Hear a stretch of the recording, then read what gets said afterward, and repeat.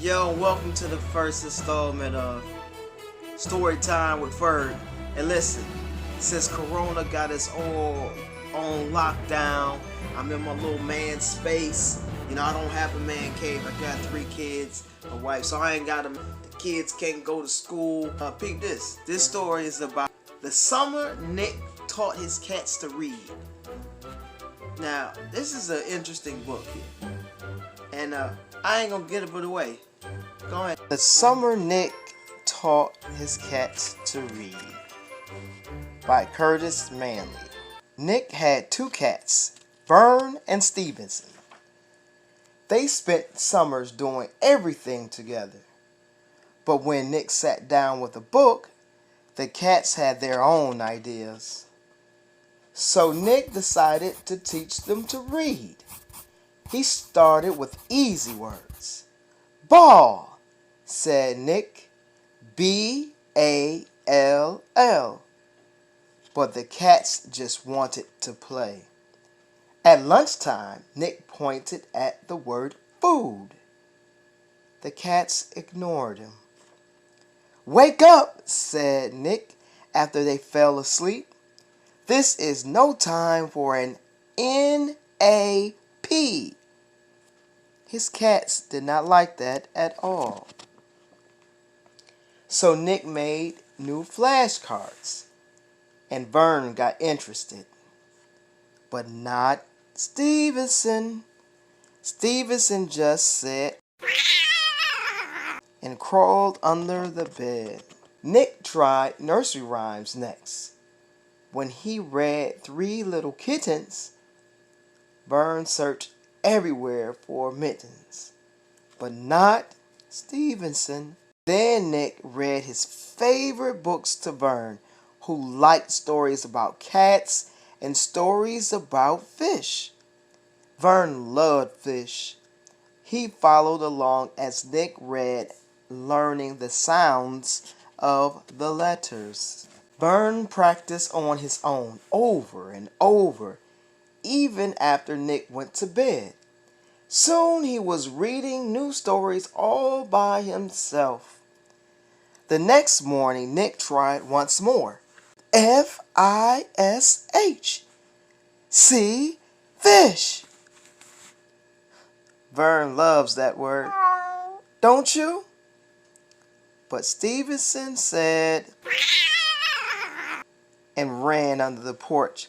He hissed at Nick and Vern. Vern got his own library card and borrowed so many books that Nick could hardly carry them home. When they discovered a story they both liked, they acted out their favorite scenes. They dug up fish fossils in the flower bed. They bounced across the surface of the moon. It was fun, but it would have been more fun with Stevenson. Then Vern discovered a treasure under the bed, a great stack of Stevenson's private drawings. Wow, Nick whispered. Stevenson drew a story. We should write the words, said Nick. Vern helped. When they were done, they squeezed under the porch, gave Stevenson an eye patch, and read the tale of One-Eyed Stevenson and the Pirate Gold. Stevenson listened and followed along. He didn't run away or hiss, not even once. So Nick and Vern took him to the library to find more books. The next morning when Nick woke up, Stevenson had already had his whiskers in a book. When Vern and Nick needed help fighting pirates, Stevenson found a sword too. Welcome aboard, matey, Nick yelled. Step lively. Nick and Vern rounded up 2 scurvy mutineers, and Stevenson held them at bay. Then Nick and Vern climbed the mast and looked out over Treasure Island when Nick yelled, Land ho! Stevenson was right there with them.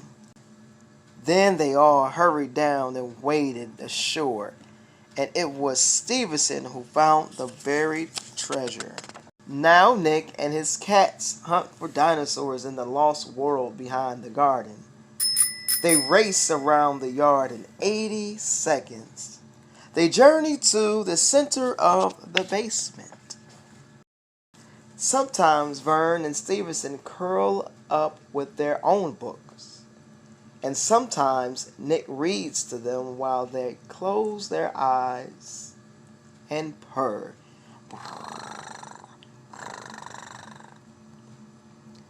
But Nick also likes it when someone reads to him.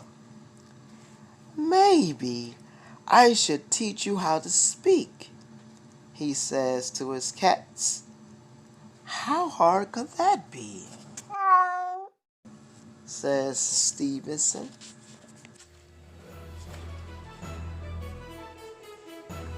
Really? This dude is off the chain. This little bro got skills. He taught some cats how to read. This right here, this book is a pretty interesting book here. I loved it myself. And next time, like I said, I'm gonna be bringing you different stories, different poems, different fun things. And I know you kind of looking at the background. I don't have a man cave. I have a man space, and this here is my space. I'll be coming back to y'all with more stuff. Alright, I'm out. Peace.